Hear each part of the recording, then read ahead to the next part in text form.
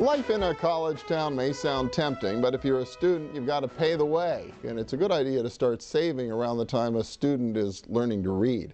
Deborah Graver is president and COO of Fragasso Financial Advisors, a sponsor of our region's business. Welcome back. Good to see you. Thank you, Bill. It's nice to be here. Yeah, you hear these horror stories about the high cost of a college education, and it can be intimidating, but I guess there are ways to make it all happen.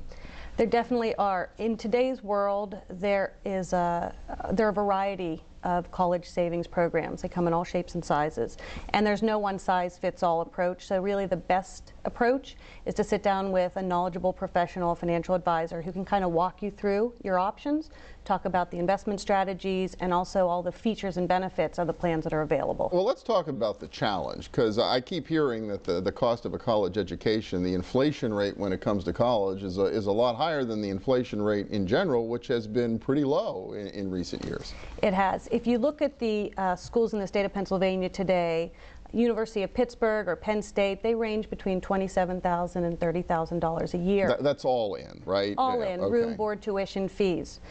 Nationwide, over the past 20 years, the cost of education has increased by almost 7% per year.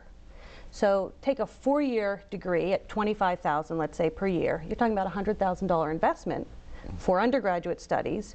10 years from now, with that inflation rate of almost 7%, it's going to cost $200,000 for the same education. So you really have to start saving early and saving often. And the best approach, again, is to sit down with an advisor who can help walk you through how to do that. I mean, I was joking a little bit in the intro when I said that, around the time the child starts to read is a good time to start thinking about this, but based on what you're telling me, it makes sense when the child is in grade school to be really giving some serious thought to how you're going to make those numbers work. Well, ideally, if you want to have the school fully funded by the time the child reaches their first year in college, you're talking about saving maybe $10,000 each year. Okay. Towards that eventual expense. And that's from day one until they're 18 years old. That's like from birth, right? Pretty much. From birth wow. all the way through. Yeah. But if you think about it, that might not be possible, but even if you set aside maybe $40 a month, and you did that for 10 years. At the end of the 10 years, even if you just put that money in the bank or in a very low interest, you'd have $5,000 saved. Mm-hmm. So every little bit helps. And when you look at the various plans that are available, the things you want to look at are, how much can I contribute each year to this type of plan? What are the tax benefits? Because there are some tax benefits in saving it to different types of college funding plans. What about the ownership structure? Who's in control of this money? And ultimately, what can the funds be used for? What if my child doesn't go to college? What if I set all this money aside and then it's not needed for that purpose? So we walk our clients through those features and the benefits of 3 different plans usually. We start with those. And then we decide what makes the most sense for them. Because it is an expensive endeavor, but it's an important one. Well, it is. And if you can help but not saddle your child with a lot of debt when they get out of school, it's a nice thing to be able to do for them. It's a really nice thing. So we try to get them to plan in advance. And just like saving for retirement, if you do a little bit at a time, it makes a huge difference. So when we look at savings plans, the 3 that we tend to look at have features like the Uniform Transfer to Minors Act, which was established in the 1980s. Allows an individual, usually a parent, to set up an account on which they're the owner, and they retain control until the child reaches age of majority. So for some individuals, that's not a good game plan. The parent wants to retain control forever. But for those who like the idea of teaching their children as they go and saving some money along the way, they can save in this type of plan. There are some tax benefits, not a lot of tax benefits, and there are no contribution limits, so they can put as much or as little into these plans as they like. And when the child gets to college, the funds should be there. Portion of it gets taxed at the child's rate, right? I mean, that's one of the advantages here if the parent's in a higher tax bracket. Right. It's not as beneficial today as it has been in the past, but under today's tax code, the first $950 of unearned income in that account is sheltered from taxes completely. Okay. The next $950 of income, which could be dividends, capital gains, is taxed in the child's bracket, but anything above that is taxed at the parent's rate. Okay, so as you accumulate, as you're successful in your strategy, at some point the tax incentives go to the side, and then in Pennsylvania at 21, the child can just say, the heck with this education, I'm taking the money and I'm going with it, right? The age of majority in Pennsylvania is 21, so if the funds aren't used for college and the money is there, they can use it for whatever purpose they see fit. Okay, another one of these college savings accounts you hear about these days. Right, so the Coverdell, it used to be called the Education IRA. Now it's called a Coverdell Savings Account.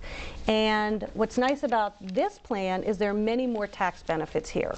So you're limited with regard to how much you can contribute. You're only permitted to put $2,000 a year into a Coverdell savings account. And some people are precluded from saving into this if their income levels are too high. Okay. But if you can use a Coverdell savings account and contribute the $2,000 per year, the funds within that account grow tax deferred, which is a huge benefit.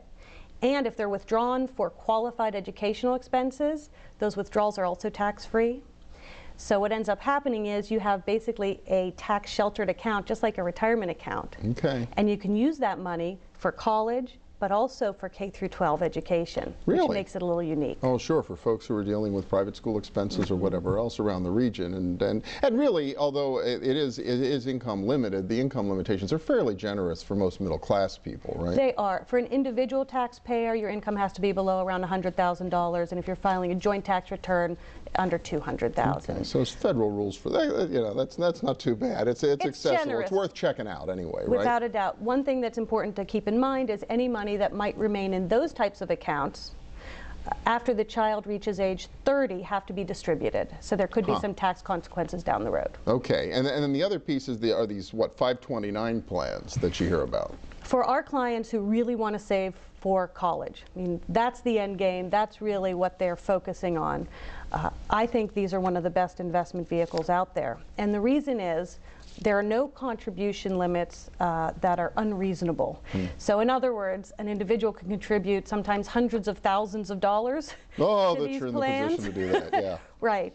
And so the limitations are very generous with regard to how much you can contribute. And just like with the Coverdell plans, the monies invested grow on a tax-deferred basis, and if they're withdrawn for qualified educational expenses, they're also withdrawn on a tax-free basis. Okay. The big difference is that these funds can only be used for college and graduate school education. But one of the nicest features is that the owner of the account remains the parent or the grandparent, whoever established the account on behalf of the child. And unlike the first type of account, the Uniform Transfer to Minors Act, the ownership of the 529 never reverts back to the child. All right. Well, 3 great ideas for the right mix. Talk to your financial advisor and try to, but no matter what, start now, no matter what age the kid is. Like voting, invest early and often. All right, great. Thanks so much. Appreciate it.